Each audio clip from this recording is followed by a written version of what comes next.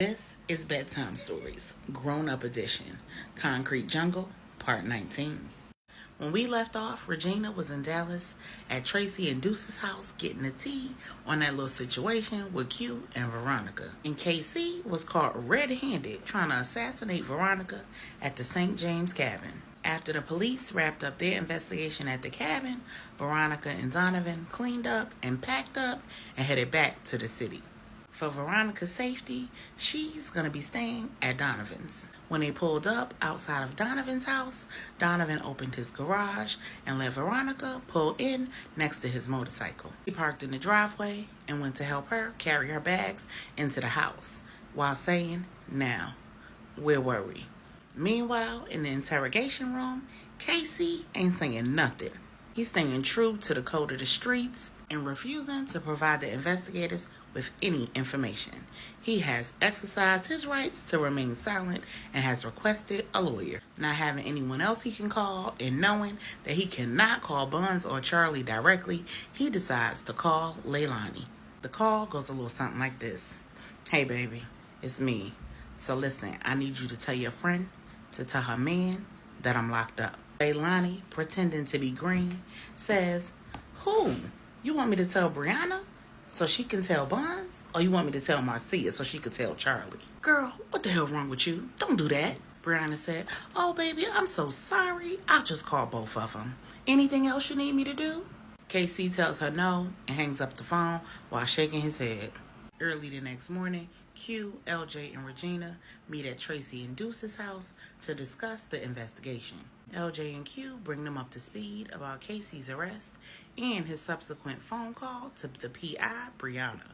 They also discuss the frequency of Buns' drive-bys past Deuce and Tracy's house. The group was in agreement that the crew was going to make a move on Tracy, Deuce, or both soon, so they needed to be hyper-vigilant since they weren't going to be able to move Tracy. They discussed the plan to keep her safe. Deuce said, "Look, I got my wife. I'm going to be off till Tuesday, so I'm going to be here. There's no need for you guys to hang around."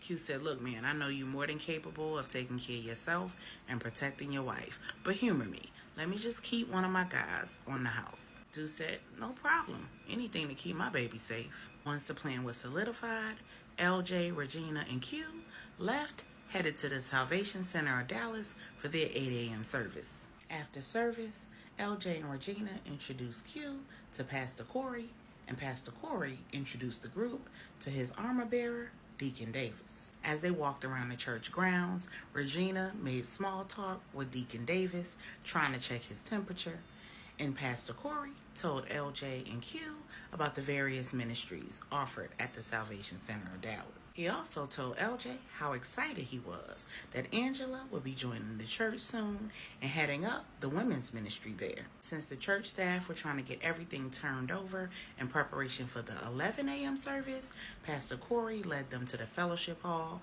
offered them refreshments. He invited them to come to Bible study on Tuesday and asked LJ and Regina if they could come a little early so that they could do some more catching up.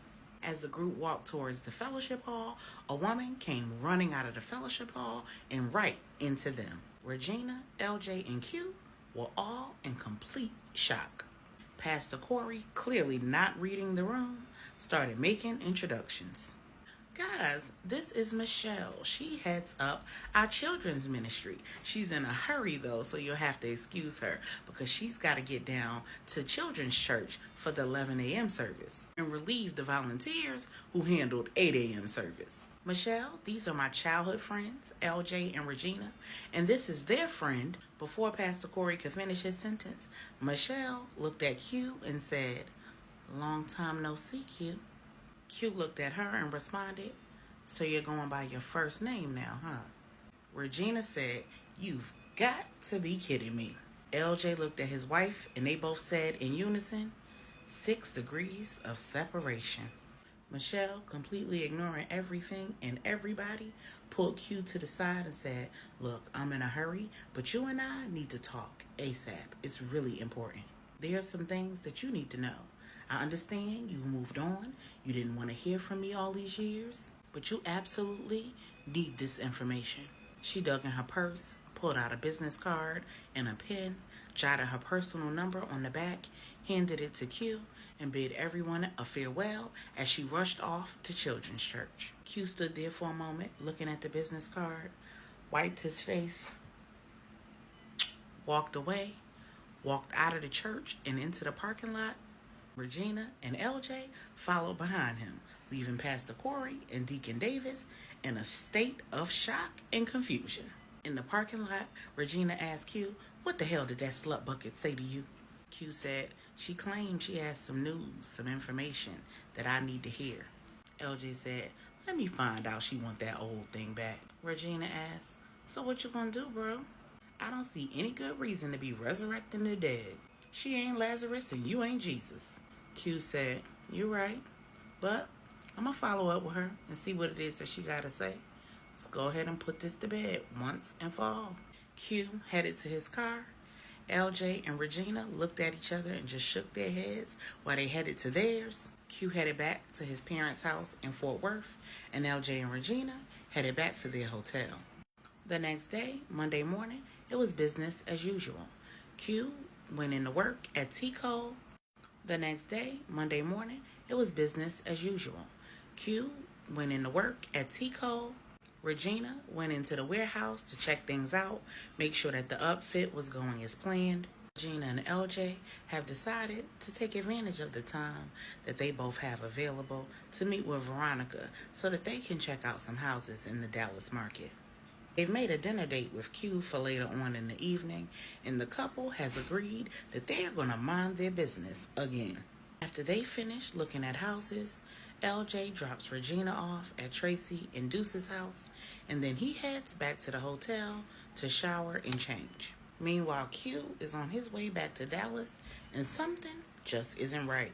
The tracker shows that one of Buns' cars is about 3 streets over from Deuce and Tracy's house. But a second one of his cars is about 2 streets over in the opposite direction. Q's called the PI that's sitting on Deuce and Tracy's house and got no answer and no response to his text messages. When he texts Deuce, he got a real nonchalant response saying that everything was A-OK on the home front. When he calls LJ to tell him that he's going to stop by Deuce's on his way to dinner, he gets no answer because LJ's in the shower. What neither of the men knows is that when Regina was dropped off at Tracy and Deuce's door and she rang the doorbell, Deuce opened the door and informed Regina that Tracy wasn't up for a visit today. She'd been having a hard time with the pregnancy, and Deuce joked that their baby girl was giving mommy a tough time. Regina walked away from the door, seemingly accepting that answer, but immediately going into investigation mode. On Saturday, when she was sitting with Tracy, Tracy informed her that she was expecting a bouncing baby boy. Regina knew that this wasn't a Freudian slip from Deuce when he said their daughter. It was a hint to let her know that all was not copacetic on the home front. Regina dropped a pin to LJ and Q while she creeped around the side of the house, slid up on the back door, peeked inside, and saw that Buns had Deuce and Tracy tied up and at gunpoint. Regina tried to call 911, and she realized that something was wrong. Even when cell towers are down, cell phones can still connect to emergency centers. Creeping back around the house and down the street, she looked for the car of the PI. Finding the car, she took off running. When she got to the driver's side, she found the PI dead. Regina reached inside the car, frantically searching for the PI's cell phone, and it was nowhere to be found. She unlocked the car doors, opened the passenger side door, got in, opened the glove compartment, and found the spare phone that all of the PIs carried. Thank God it was a satellite phone. She pressed the number 1, which was the speed dial to Q, and when he answered, she said, "We got a 911 over here at Deuce's. Your PI is dead," and the call ended before Regina could finish her statement. Q is speeding down the Dallas highways while tracking the satellite phone that Regina just called him from, calling 911 to send them to Deuce and Tracy's house, and desperately trying to get in touch with LJ. When Q pulls up in the neighborhood, he realizes that he no longer has a signal on his personal cell phone, so he can't connect to the security system in Deuce and Tracy's house. He calls a member of his security team from his satellite phone and has him try to tap into the system and finds that it's down. He jumps out of the car, grabs his go bag, runs into the woods adjacent to the property, pulls out his heat detecting binoculars, and zeroes in on Deuce and Tracy's house. He detects 5 bodies, 3 sitting, 2 standing. Q creeps up on the house, uses a glass cutter to cut a hole in the top of the glass of the back door, reaches his hand in and disables the back door sensor, cuts a second hole above the lock, reaches his hand in, unlocks the door, creeps the door open, and slides in the back door.